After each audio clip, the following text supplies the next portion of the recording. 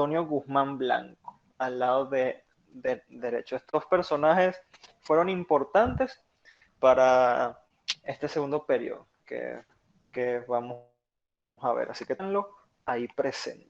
Vamos a pasar a la siguiente lámina. Y es que por fin, recordando lo que vimos en la última clase, según el Tratado de Coche, los conservadores permitieron a los federales acceder al poder.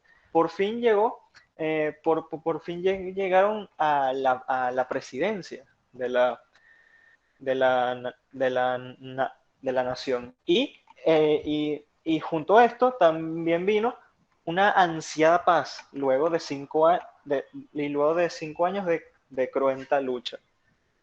¿Por qué? Porque el país necesitaba paz, muchachos, haber salido de una guerra de independencia para en menos de 30 años caer en una guerra civil, el país ya estaba cansado, necesitaba paz, los campesinos ya ni siquiera pensaban en quién se sentaba en la silla presidencial. Ellos que querían trabajo, querían paz para el comercio, querían tener cultivos, querían tener sus tierras. Entonces, la llegada de los federales al poder pues permitió esta, esta paz. Pero obviamente, al ser una guerra que dejó muchísimas secuelas, el nuevo gobierno tuvo la difícil tarea primero de estabilizarse en en el poder, porque era primera vez que los federales llegaban a la presidencia, eran advenedizos,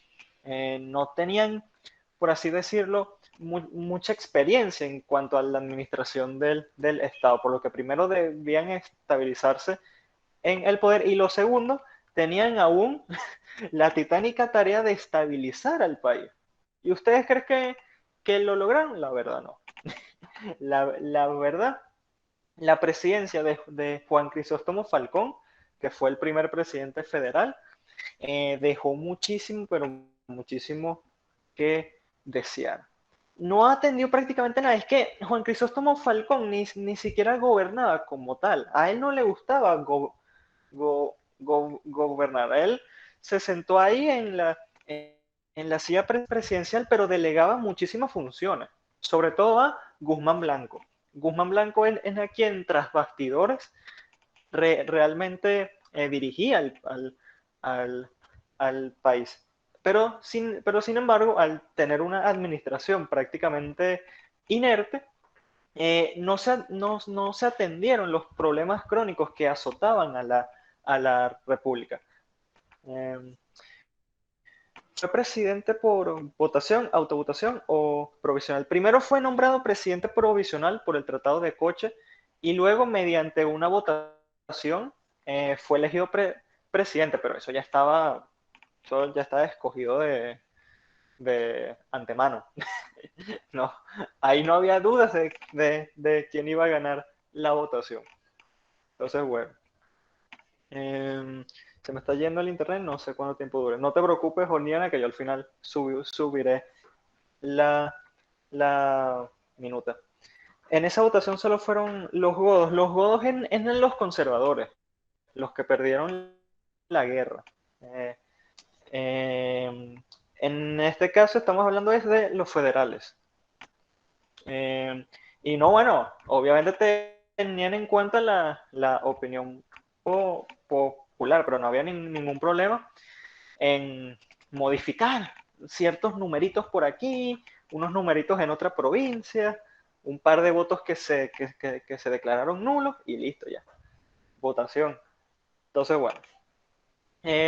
Por ejemplo, las diversas proclamas que tenían los federales, como repartición de tierra entre los campesinos, terminar con el latifundismo, las proclamas liberales de libertades públicas, igualdad social y voto popular, se quedaron en eso, proclamas. No se llegó a realizarlas de hecho. Simplemente los federales reemplazaron a los conservadores como clase política dominante. Incluso se acrecentó el latifundismo, porque muchos conservadores que perdieron la vida Durante la guerra, los federales que vencieron simplemente se quedaron con sus tierras. Pasaron ellos a ser esa nueva clase ter, terrateniente. Solo que en vez de ser conservadores, pues eran liberales. Por lo tanto, muchísimos historiadores, tanto durante esa época como en épocas actuales, han considerado esta revolución federal como una revolución frustrada. Incluso dicen el nombre con el que se conoció la guerra federal, es erróneo referirse a esa guerra como guerra federal porque no se logró la federación. Venezuela, a pesar de que en la constitución salía así, somos un estado federal, etcétera, lo que tú quieras, sobre el papel, Caracas seguía ejerciendo ese papel hegemónico. No se logró un avance en cuanto a esa materia. Y de paso, ningún problema se resolvió. Por lo tanto, pues esa proclama de tierras y hombres libres, que lo vimos en la última clase antes del examen, pues no se concretó. Por eso, ahorita hay una revisión histórica en cuanto a la guerra federal, que más bien debería llamarse guerra de los 5 años o guerra larga en el contexto venezolano. Pero como desde hace muchísimo tiempo se ha quedado con el nombre de guerra federal, pues yo lo decidí trabajar así. Pero actualmente eso se encuentra en revisión, como que bueno, guerra federal, federal, tampoco fue que fue mucho federal. Pero bueno, y el meme que están viendo al lado derecho, pues hace justamente referencia. Sale Juan Crisóstomo Falcón diciendo, creo que mi trabajo aquí ha terminado cuando dejó la presidencia. Entonces sale Venezuela diciendo, pero si tú no hiciste nada, y se va. Fue así. Los 5 años que duró Falcón prácticamente no hizo nada. Entonces, bueno. Obviamente, también esa paz ansiada fue una paz virtual, ya que guerrillas conservadoras seguían acampando a sus anchas, e incluso los caudillos federalistas que habían estado unidos en torno a su enemigo común, que eran los conservadores, empezaron a luchar entre sí por controlar zonas del país.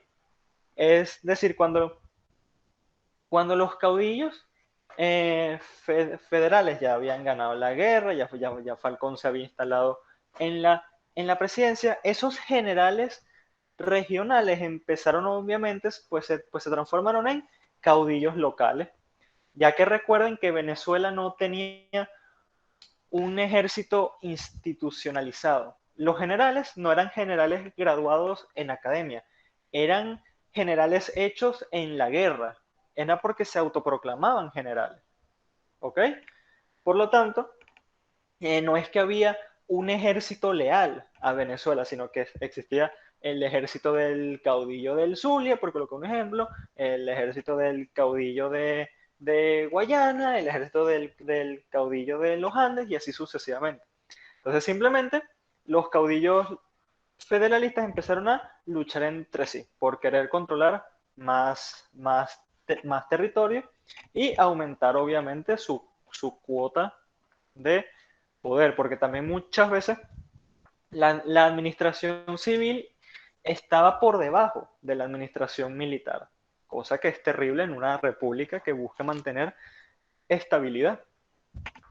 Entonces, más o menos, a pesar de que Caracas escogía a los gobernadores, muchas veces los mismos gobernadores eran estos caudillos locales que debían luchar contra otros caudillos locales para hacer valer su autoridad. Por lo tanto, esto era un desastre, prácticamente.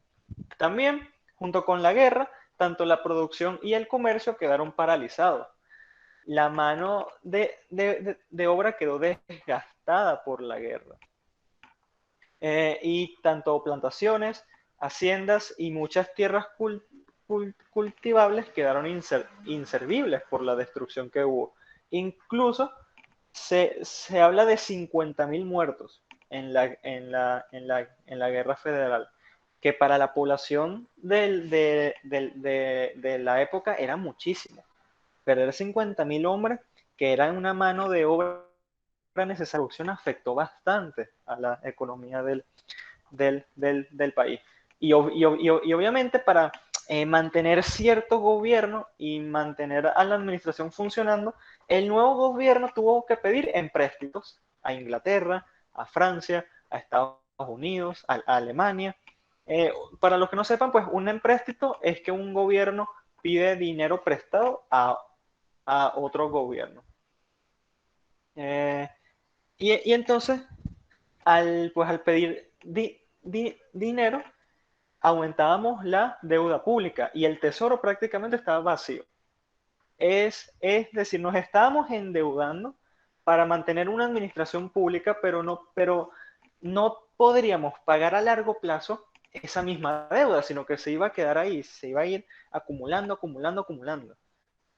Y bueno, también, obviamente, los nuevos dirigentes públicos, aunque tenían un espíritu de concordia, lamentablemente sobre la práctica, demostraron ser ineptos para el manejo del país. No tenían esa buena mano en cuanto a cómo administrar. Como administradores fueron pésimos. Por lo tanto, pero incluso con la guerra federal, muchachos, se cierra un ciclo en Venezuela. El de, el de tanto gobernantes y figuras públicas del país. Y es que la guerra federal cierra el ciclo de nuestros próceres de la independencia.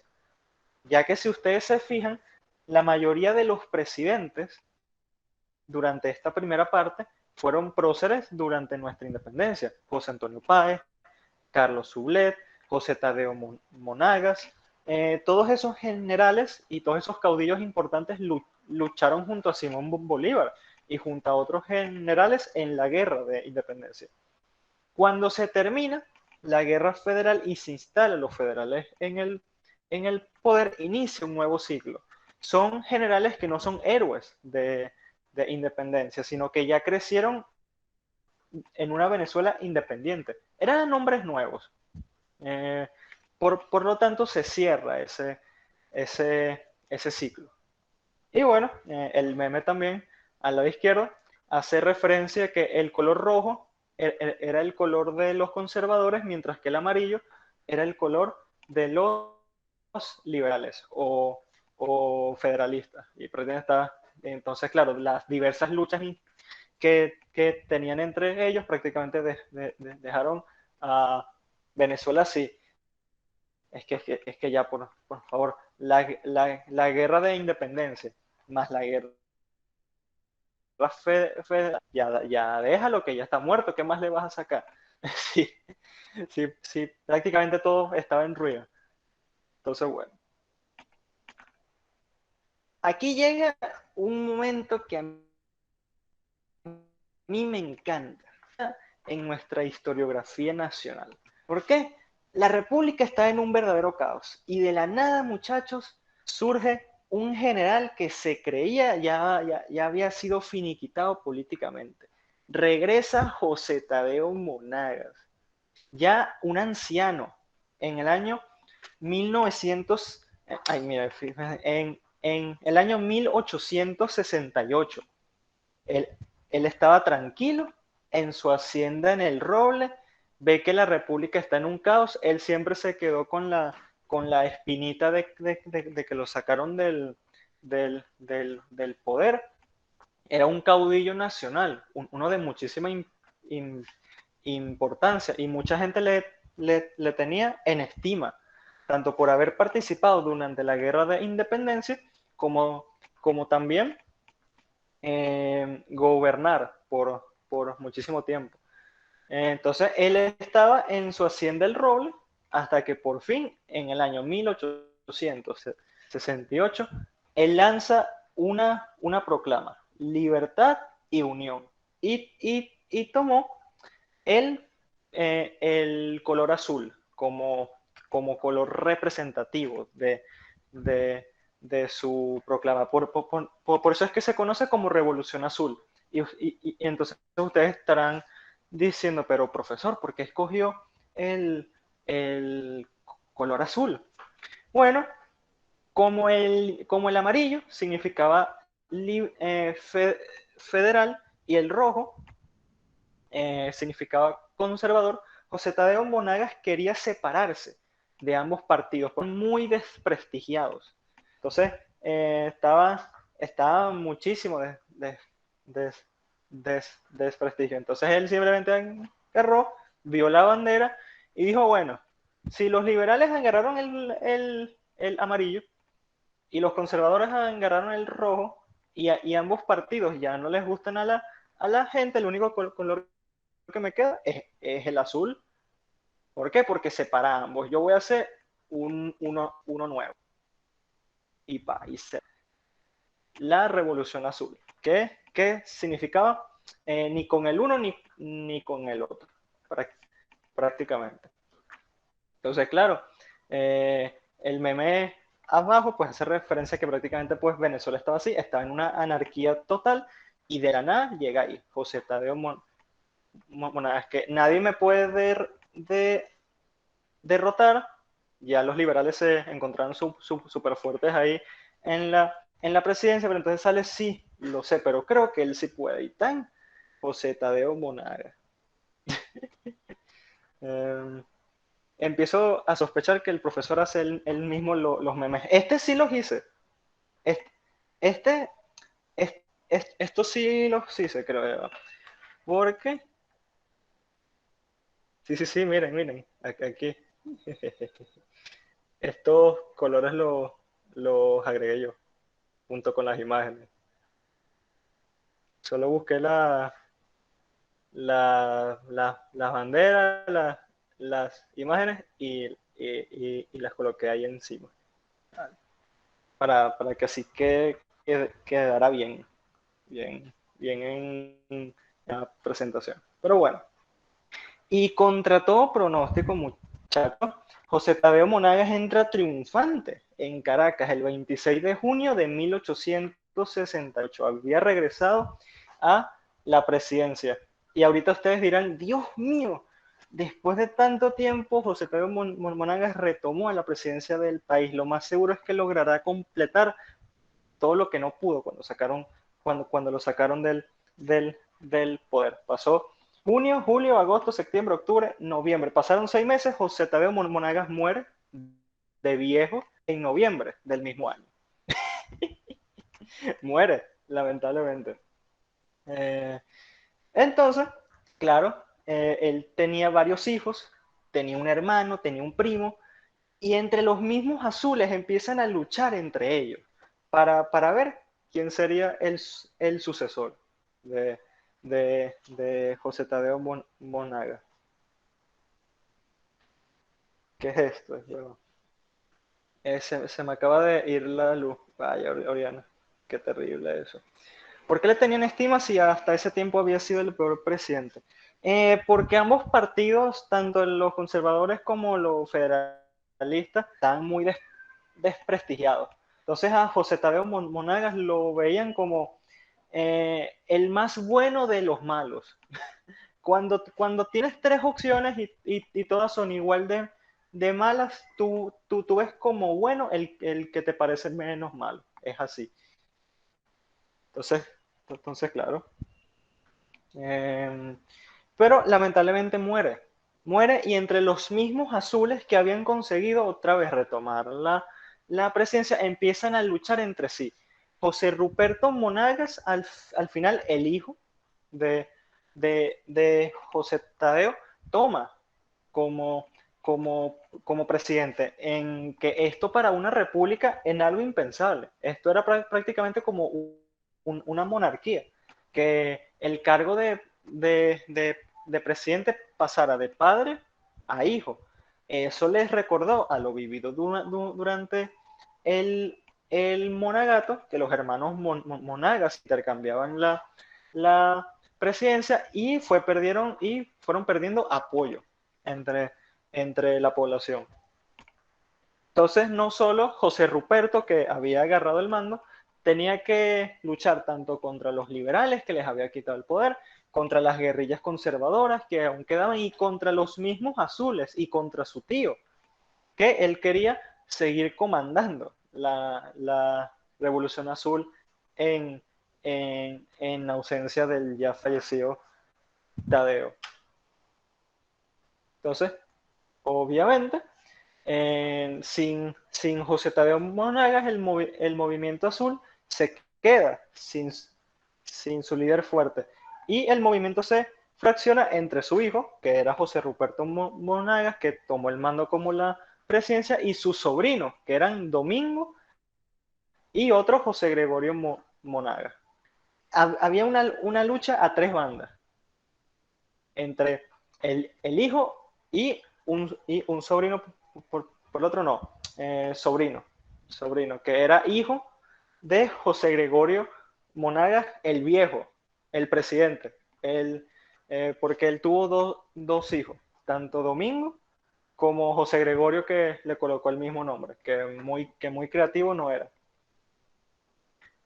Esto siempre me da risa porque me recuerda a, a los reyes medievales, que siempre se colocaban el mismo nombre. Por ejemplo, los reyes franceses. Hay 18 Luis. Tú ves Luis V, Luis VI, Luis VII, Luis X, Luis XIII, pues más o menos así. Y lo peor era que la gente creía que se iba a volver a instalar una dinastía de los monagas. Entonces, claro, obviamente el país entra en una nueva espiral de caos, nadie sabe quién verdaderamente está al mando, los liberales dicen que todavía ellos están al mando, los azules dicen que no, los conservadores siguen dando golpes secos con sus guerrillas, e incluso, este es el momento culmen, hay un intento secesionista en el Zulia. El Zulia se quería separar de Venezuela para formar su propia nación independiente, ya que al ver tanto caos, el gobernador de Zulia dijo, ¿sabes qué? Yo creo que me voy a independizar. Voy a montar mi propio país con juegos de azar y mujerzuela, como dice el meme. Pero este intento fracasa y se quedó en eso, intento. Y el Zulia seguirá siendo por parte de Venezuela hasta que nos extingamos prácticamente. Y aquí, después, al ver este tremendo despelote que está pasando, regresa al país Guzmán Blanco, que se había ido al exilio cuando los azules toman el poder. Pero Guzmán Blanco llegó con un intento diplomático. Él creía que podía quitar a los monagas del poder mediante medios pacíficos, mediante diplomacia. Por eso es que se empieza a codiar entre familias importantes, empiezan a hacer reuniones públicas, habla con la clase terrateniente rica para empezar a ganarse y, y reunir suficientes recursos para una eventual subida al poder. Pero ¿qué sucede, muchachos? ¿Qué sucede? Mira aquí. Obviamente, apenas regresó al país, hubo muchísimas reacciones en contra de Guzmán Blanco, ya que sus enemigos políticos empezaron a movilizarse contra él. Prensa escrita, periódicos, anuncios, del boca a boca, todos, al sorteo de todos, decían, no, Guzmán Blanco, ese solo viene para tomar el poder, tú no le hagas caso, ese no sabe qué está pensando, pero Guzmán Blanco hacía oídos sordos, él simplemente se quedaba ahí tranquilo, pero ¿qué sucede? Y esto está documentado, muchachos, hay un documento de la época en donde dice que la gota que colmó el vaso fue que Guzmán Blanco estaba organizando una fiesta en su hacienda junto con su esposa. Estaban haciendo ahí una reunión social cuando varios azules sabotearon la fiesta, la, la arruinaron completamente, hasta lo insultaron. Y ahí se dice, se dice que fue en ese momento el detonante para que Guzmán Blanco abandonara la vía diplomática y decidiera tumbar al gobierno mediante la fuerza militar. Está documentado que fue porque no les gustó que arruinaran su fiesta. No hay, y recuerdo que lo leí en el documento, pero lo perdí, pero si lo encuentro se los voy a dejar. Cuando yo leí esto, absolutamente yo me quedé que efectivamente la historia de Venezuela se puede resumir en un meme. Podemos incluso cambiar el nombre de Venezuela por Memezuela. En serio, porque es que es increíble esto. Entonces, bueno, pues el meme hace, hace referencia a que sabotean una fiesta de Guzmán Blanco. Guzmán Blanco, desde ese día, algo cambió dentro de Lux, obviamente. Ya te está lo suficientemente enojado como, como para tumbar a los azules por él mismo. Loxo ya no quería gobierno, quería venganza. Así es. Entonces, bueno, él de nuevo se decide exiliar, pero esta vez por medidas de seguridad para que no lo, para que no lo capturaran. Empieza a armar su propio ejército, busca barcos de guerra, etc.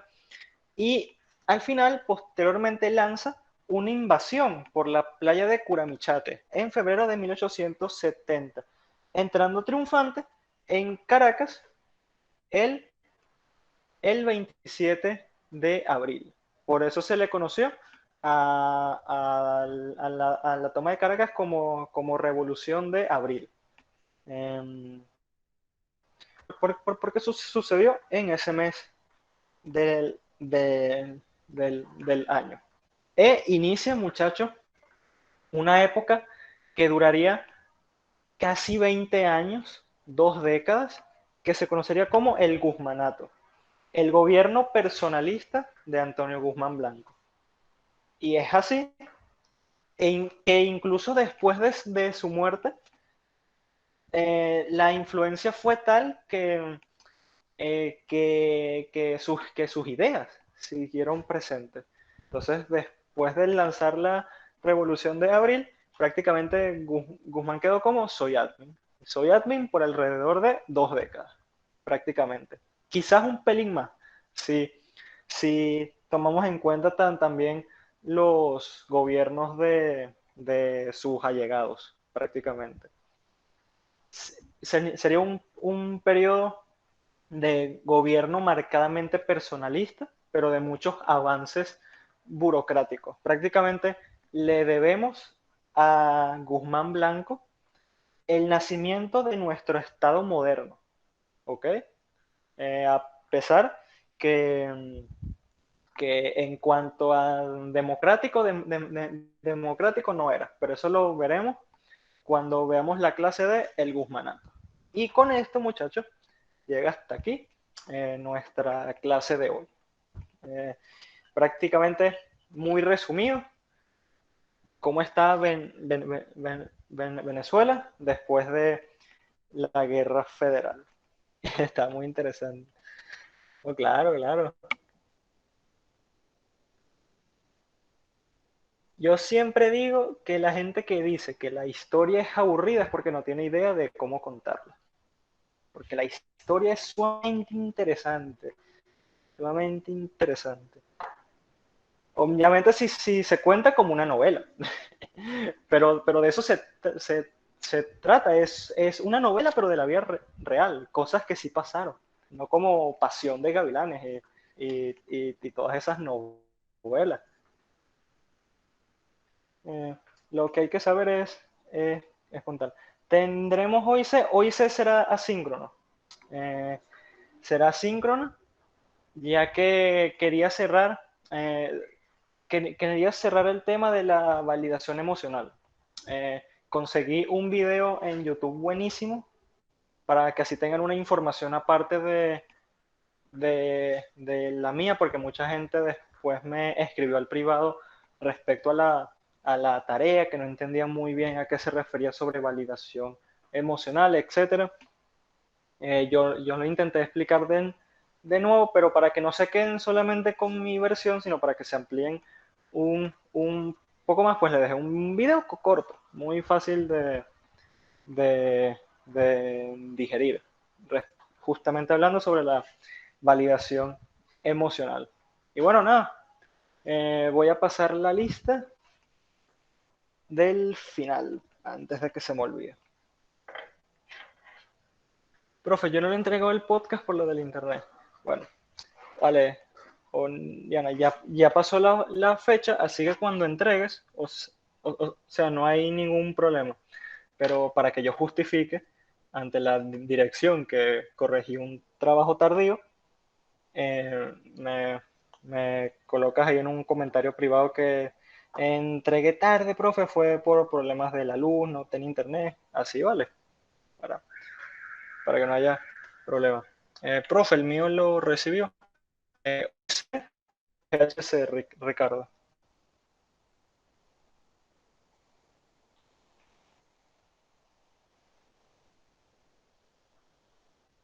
Hoy sé, déjame ver aquí. Trabajo.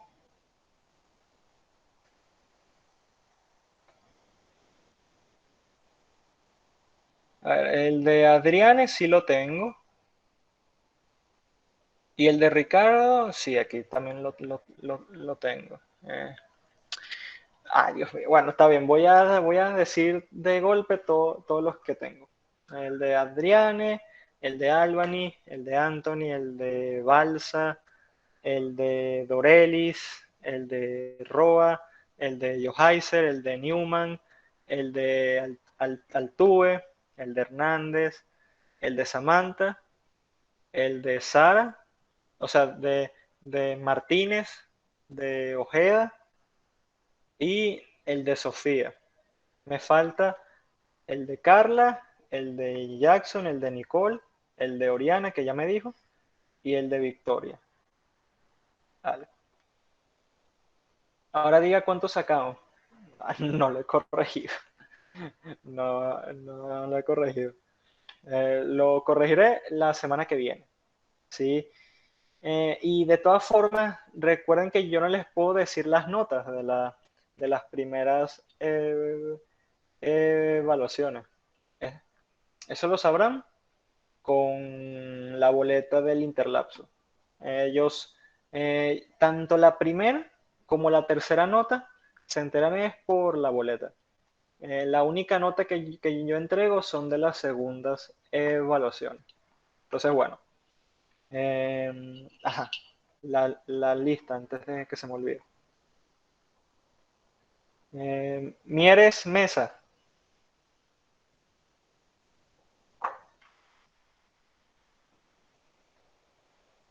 Newman no está, no. Pero no puedo dar pistas si no lo he corregido. ¿Cómo, cómo puedo dar pistas de algo que no he visto? Ah, vale, Newman sí está aquí. Reynoso Quintero. Aquí está. Gómez Montero.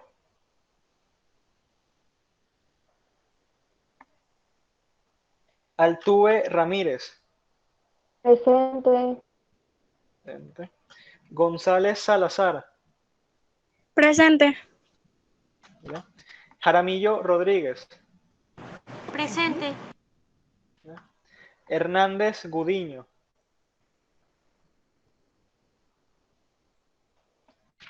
Cova Ferrara. Presente. Hernández Barrios.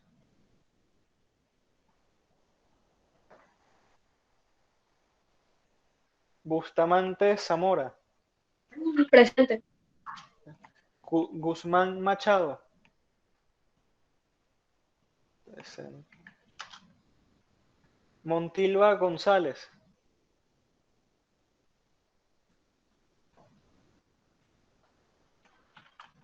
Martínez Medina.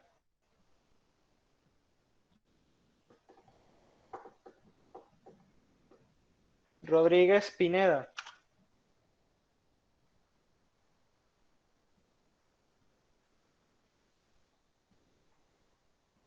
Balsa Berrios.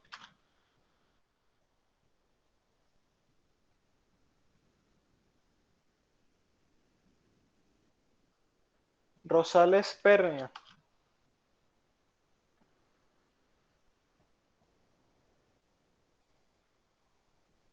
Ojeda Lugo. Presente. Abreu López.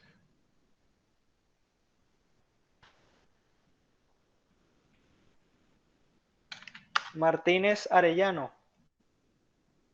Presente.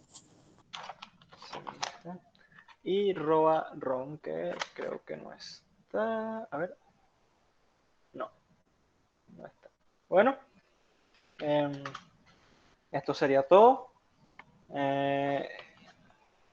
Les deseo un feliz fin de semana. Si presente, falta yo. Albany. Ya va. Ajá. Si van al colegio, recuerden, distancia, lavarse las manos, el tapaboca y todo eso. Pero ustedes ya lo saben. Entonces confío en que... Pues sí. Chao, profe, hasta la semana que viene. Feliz fin de semana. Bueno, hasta la semana que viene, muchachos. Cuídense y nos vemos. Chaito.